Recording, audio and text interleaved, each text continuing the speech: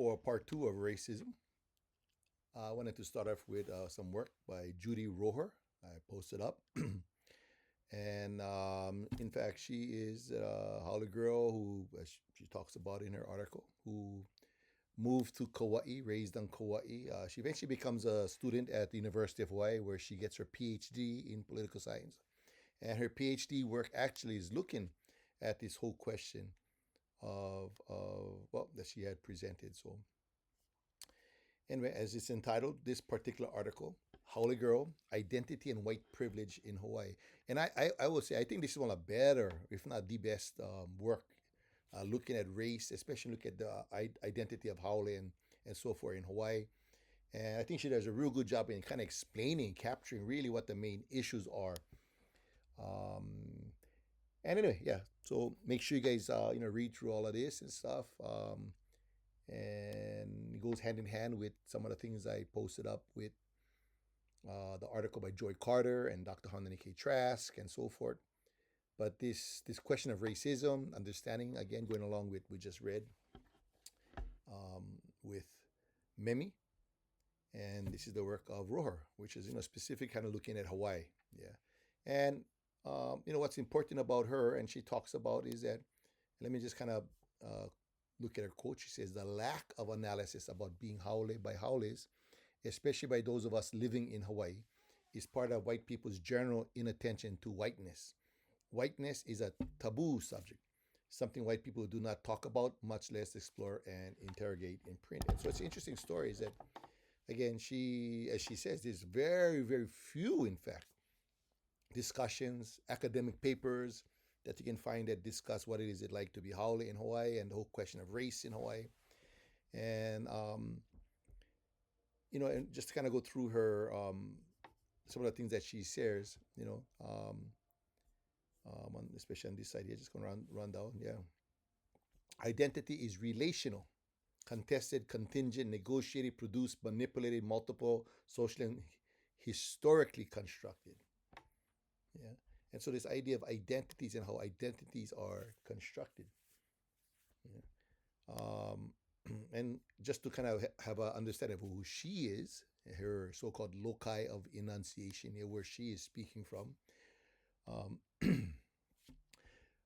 The multiplicity, interconnectedness, simultaneity of identities. I am not just a woman, but a white woman, not just a white woman, but a white lesbian, not just a white lesbian, but a white educated middle class lesbian, not just a white educated middle class lesbian, but a white educated middle class able bodied lesbian. These identities are the ones about which I spent this most of my time reconstructing, thinking, and educating myself. But what about Haole?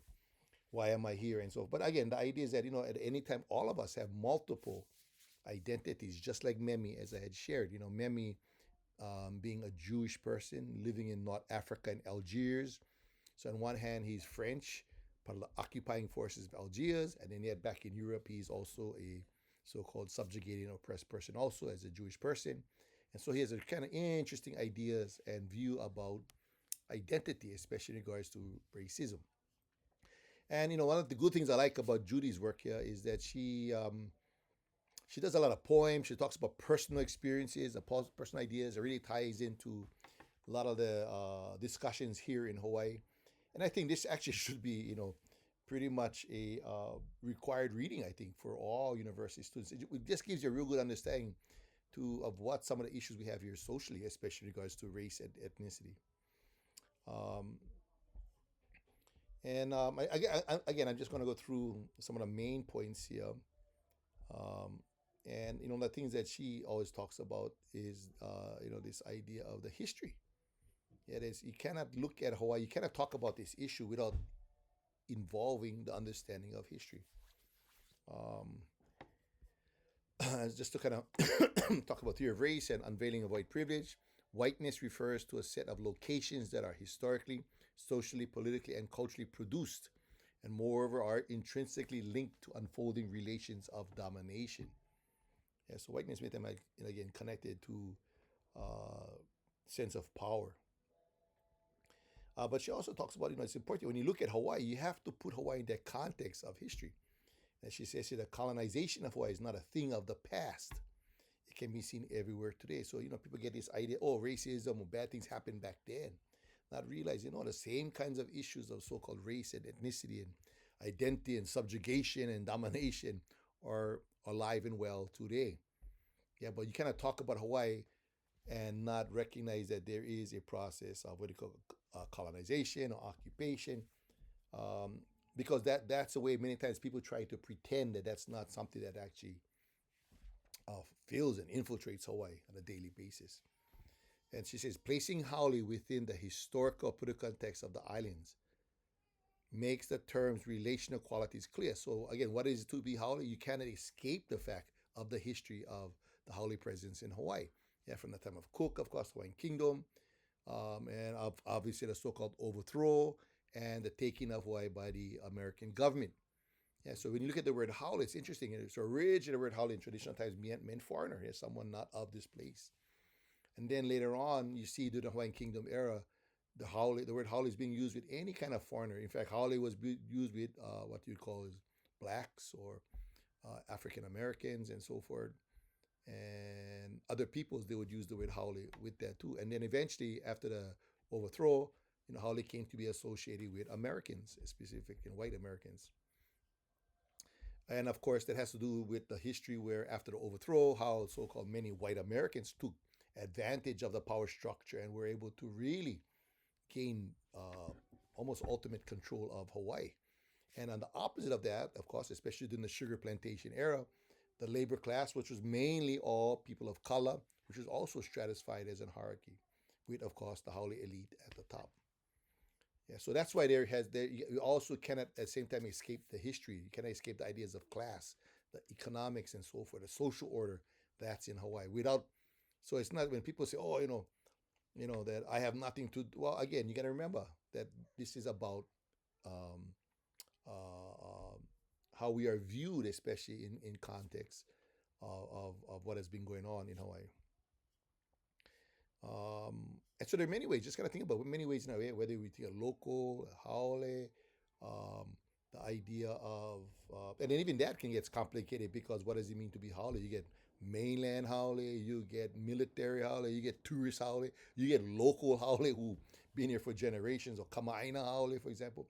You have haole that are, like my mom, for example. Yeah, I'm half haole myself, where they actually become part of the ohana and fabric of the society also, which of course she'd be very different, for example, um, as an identity as a Haole in Hawaii versus someone that's been here for 2 years from San Francisco and so forth. Yeah, so again, it's not a simple blanket term. It's a lot more, again, as she talked about, that identities, yeah, that make it a lot more complicated. You can think about the history of Haole in Hawaii, right? And this is the kind of things she talks about. In fact, she talks about her first day in school in Kauai, and how she kind of found out that she was this identity of a Haole in Hawaii, and she had no idea. And part of it has to understand again the history of Hawaii. Yeah, in Hawaii, the so-called Haole population, again, that's very variety. They're not a minority, but they're not a majority. Yeah, so unlike other places like California and other places of the world, they're not the normal. They're not the so-called center, which she talks about there. They're not the usual. Yeah, where everybody else is kind of measured or looked at as being the so-called other. In Hawaii, they are the other. See, that's the difference. Yeah. So eventually in Hawaii, they're basically looked at, treated like every other so-called ethnicity or race or culture. Yeah. Except, you see, again, because of the historical system and structuralism and classism and so forth. So it gets a lot more complicated. Talks about, of course, even politics of language. Again, remember in Hawaii, it's not the Hawaiians who banned English in Hawaii. Of course, it's the Americans who took over Hawaii who then eventually worked to, for example, ban the use of Hawaiian language in the schools. Yeah, and so again, so there is a history, right? There's a history of subjugation and oppression, and that is something we can never deny. Yeah, it's important to be understood. This is a very important quote that she has said. Hawaii is perhaps the only place in the United States where the invisible center, white male heterosexual Christian able-bodied norm, that maintains its power by hiding it, because naturalized, normalized, as basically invisible. Yeah, which beckons all of us, regardless of how many of these categories we may or may not feel, is forced into partial visibility. Yeah, so again, in comparison to other places, like in California, yeah, where being a so-called white person is the usual. That's the center, right? Everybody else is seen as they're the ethnic, they're the minorities. Well, in Hawaii, it's actually the opposite. Um, I mean, just kind of take a quote. That's the difference of white supremacy. Yeah, and again, the word white supremacy, the racial supremacy, that you have a supreme ethnicity or race or color, some kind of attribute that makes someone sense to believe, in fact, normalize that they're, there's like, it's almost in a sense that they are, that's the privilege of being those in power. Yeah. Privilege is, again, the word privilege is well camouflaged by centuries of institutional racism and the mythologies of American individualism and democracy. The system is set up to benefit white people without white people having to admit it. This is not the case in Hawaii. Yeah, so Hawaii a little different. Yeah. And there's again, when you look at the letters, I have also up there the Joy Carter and Haunani K, their exchange. And once you get to take a good look at those letters, read through those letters. And I'm actually going to put up another, I think I have the link up of a little debate on TV by Dr. Trask. But again, a good idea of this complex issue in Hawaii. And yeah, and so you guys will be writing on something very similar. That's the point. You know, some other things. Yeah? Again, racism is system of power. Again, system of power. Yeah, system of power. One racial group dominates and exploits another. And the things about being haole, as you find also, as Doc talked about, it's not just the physical whiteness in a sense, but they talk really about not, acting haole or being haole. And this is one thing we understand in Hawaii. It's real complex, right? I mean, you know, and what they mean is, what do you mean by acting haole is acting like a foreigner, not necessarily, a specific haole in Hawaii, but the idea is someone outside of Hawaii. You somehow believe that that's how things are supposed to be. I remember being in a meeting once, and this one guy stood up and says, in California we do this, this, and this, and old auntie stood up and said, well, we're not in California. And the idea again, we forget that this is Hawaii, and so Hawaii is seen as a center. And if you come from California, you should not, well, you shouldn't expect someone that Hawaii would be like. In fact, California, very, very different historically, first of all, and even socially, we're very, very different. Yeah, there's certain different social rules and social norms. Yeah. The idea is that a dirty word is a good word, bad word. And again, this has to do with the historicity, yeah, the way in which the word has not just meant in Hawaii, but again, how it's changed. And in fact, what it means. You cannot pull the word haole without looking at class, without looking at privilege, without looking at how ways people are subjugated, right? I mean, again, it's not the English language that was banned. Yeah, it's Hawaiian and so forth. Yeah. People will talk about it. I mean, just started the job market. I mean, just start here. If I told you to go to a 5-star hotel, and then we say, let's go to Wailea, 5-star hotel.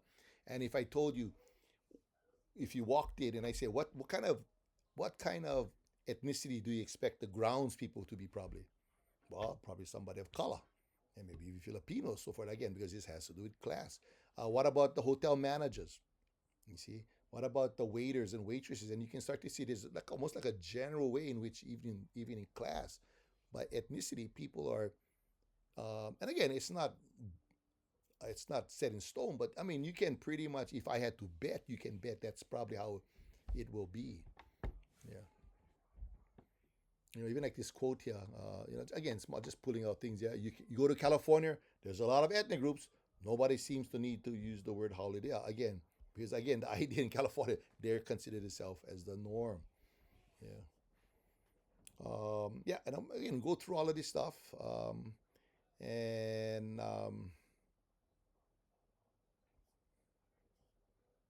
I mean, even the idea she talks about Joy Carter. They says, "Oh, I'm an individual. I have nothing to do," and this is part of the way in which that's a privilege, and that's a privilege when you can basically disconnect yourself from the system or the class, or basically As they say in Hawaii, one of the greatest privileges of being Howell in Hawaii is that you can come to Hawaii and just ignore the history. You can pretend, in fact, that you don't even have to know, right? And your excuse is always, I didn't know better. Again, but think about that, as people have given examples, right? If you went to Japan, if I went to Japan, I would expect that, right, how I live in Hawaii wouldn't determine my experience in Japan. And I would kind of accept that Japan has a particular culture and a particular way of society. Yeah. Um, yeah, just when I mean, they talk about coming to Hawaii, like living in a different country, and which, of course, that's the point. It is, again, we, this is, Hawaii is, not like other states. And again, yeah, because how Hawaii was taken over by the United States is very different from other so-called states. There's a different history.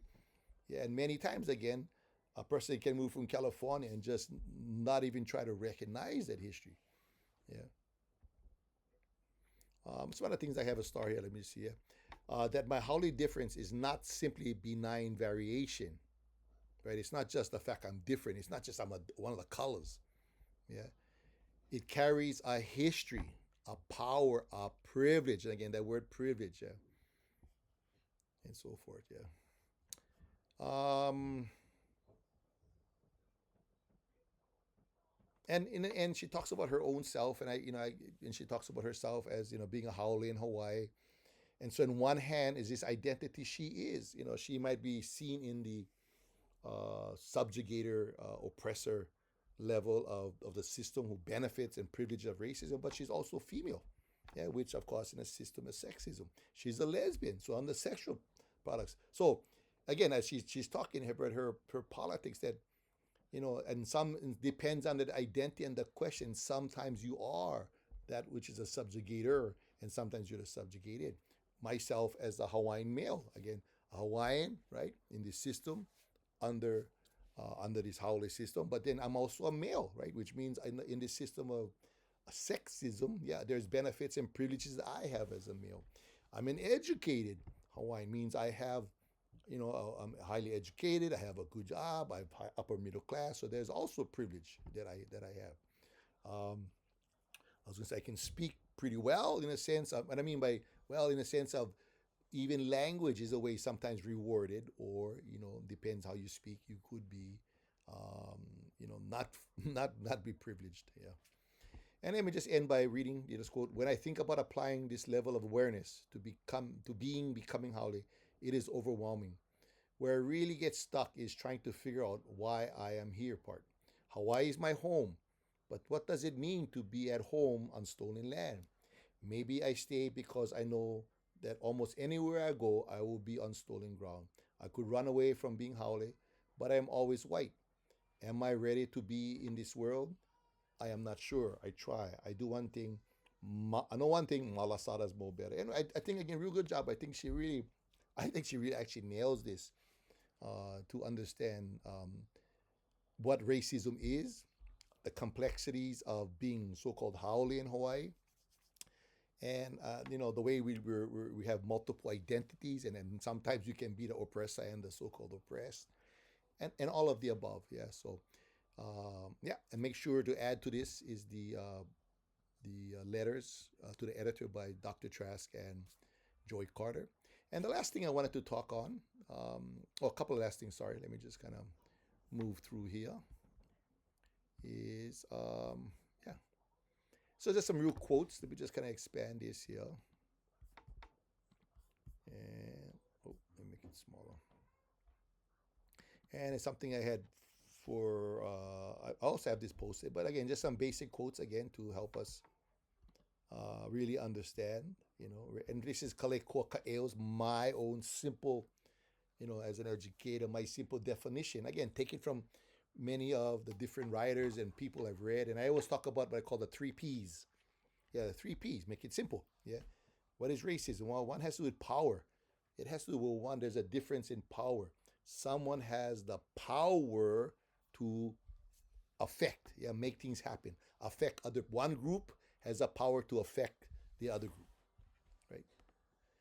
prejudice, that there's some kind of prejudice, right? Whether it's biological in the narrow sense, like Memi says, or in the broad sense, but there's something about one group, saying that, people with bald heads, for example, yeah, there's some kind of prejudice. People with bald heads are stupid, they're lazy, perhaps they don't do well in mathematics, whatever the prejudice might be. Therefore, the idea is that it's like, in a sense, appropriate, yeah, that the people who have hair are superior within this system, yeah, because you create, again, and this memory talks about this, the devaluation of that biological difference or the non-biological difference. So that's the prejudice, some kind of alibi, right? Something that becomes the excuse, yeah. And if you go back to Columbus, for example, think about when Columbus said, what is the justification for the massacre and genocide of the Arawak and Taino natives of the Caribbean when Columbus arrives in Hispaniola? Well, the idea was, they're non-Christian, they haven't been baptized. Yeah, so the prejudice of them being non-Christian means that they're savages. And because they're savages, they don't know what they're doing. They cannot own the land. They're not really real humans. That's the prejudice, right? And then the last is the privilege. There's some kind of benefit. Remember, this isn't just simply, I don't like people with bald heads. But because of I don't want people with bald head and I have the power to execute that, I gain some kind of privilege, right? I get something out of it. I benefit from it. And the benefit can be in many different ways. Okay, sometimes economic, sometimes social status. Maybe it's even to survive. Yeah, there's something you benefit from. And this becomes many times the reason why racism is maintained, right? You got to think, why is there discrimination? Yeah, because those who can discriminate benefit from it. Yeah, so again, those three P's: power, privilege, and prejudice.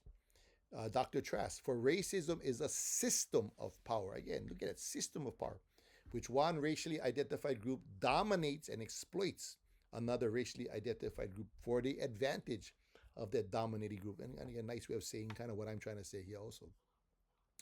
And, I'm not going to go through all of these, but I wanted to read Jane Elliott's, for example. Yeah, you're not born racist. See, again, it's a socialized process. You are born into a racist society, right? So if you're born, for example, in Hawaii, and you're born in Hawaii, and then you're Haole in Hawaii, understanding that in the system in Hawaii, there is a privilege that's afforded just for being Haole, whether you disown it or not.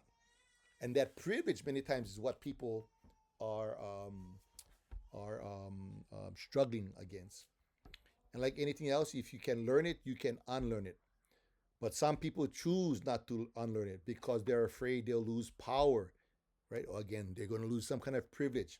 If they share with other people, we are afraid of sharing power, which is again about privilege. That's what it's all about. We learn to be racist, therefore we can learn not to be racist. Racism is not genetic, meaning it's not just about being white, right? It's about power, it's domination, subjugation, the ability to gain some kind of privilege over that system. It has everything to do with power. Audre Lorde, Emperor Haile Selassie, of course, made famous by the words in the song War by Bob Marley, Bell Hooks and others. But anyway, there's just a little kind of background. But for me, again, simple, yeah, power, prejudice, and privilege. And lastly, I just wanted to talk real quickly about the video that I posted also, which to me, again, very simple, but excellent examples of how racism works. And again, this was from a documentary, and Jane Elliott, who's a big hero of mine, and she produced this show, a test basically in class. And if you watch the video, right, there's this idea where she just makes it up, right? She's going to make up some kind of prejudice, brown eyes and blue eyes. And on 2 different days, yeah, one day the blue eyes are superior than the brown eyes. And she exerts power by privilege, right? So the blue eyes will get more time at recess. They can eat extra food at lunch. They're treated in particular ways. She talks very highly to them. And that privilege, there's a benefit from having blue eyes. And of course, you see the opposite, which is most important. What happens to those who are brown eyes? And you quickly see how they react socially. And the thing that's so amazing, this is just in one day, or 2 days, I should say, as the whole film. Think about if something goes on for 10 years of your life, how it affects. And what happens, those who were the oppressed, yeah, the victims in a way of that, those who are devalued, when you watch, yeah, what happened to their work academically. And one day, I mean, the academics drops. Yeah.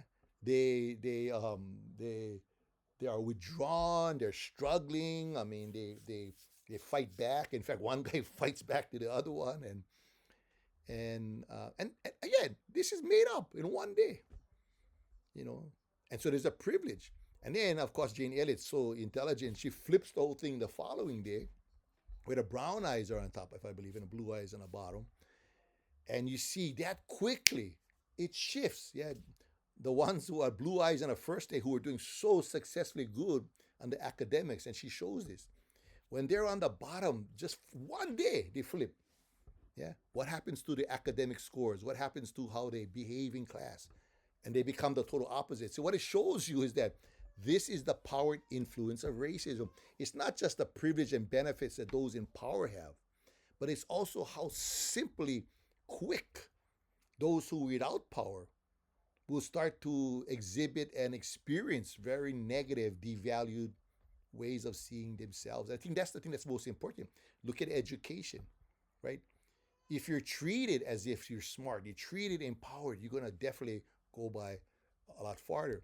But if from the very beginning, maybe the way you speak, the way you dress, maybe you're poor, whatever it is that's going to create that situation to be devalued, the expectations of you doing well drops, and your self expectations, is that's the main part, drops also. And that's what she's trying to show, is that this is how powerful this racism or isms are, especially when you get privilege. As you can see, you know, there were normal, good behaving kids. I want you guys to think about what's going on in America right now as I speak.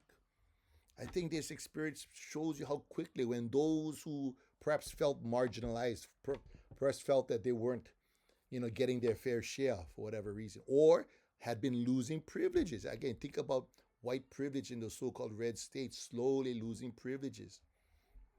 And what is their response, right? Is that when they have some sense of power, they become very, very aggressive again. And think about the language of fear, going back to Memi. Yes, all of these captures the isms. And I'm going to end by remembering that, yes, I'm just looking at racism, but to remember, we can look at sexuality in the same way. Yeah, heterosexuality versus homosexuality or bisexuality, or one of those, you know, letters in the LGBT community, right? When you're seen as the so-called, you created to become the abnormal. Yeah, there's a certain privilege to being a heterosexual versus a homosexual. Um, or you can talk about gender. Yeah, male versus female. Yeah, the opportunities of males versus females. Yeah, and again, things aren't always exact, but I mean, when you step back and not at the individual, but at the system.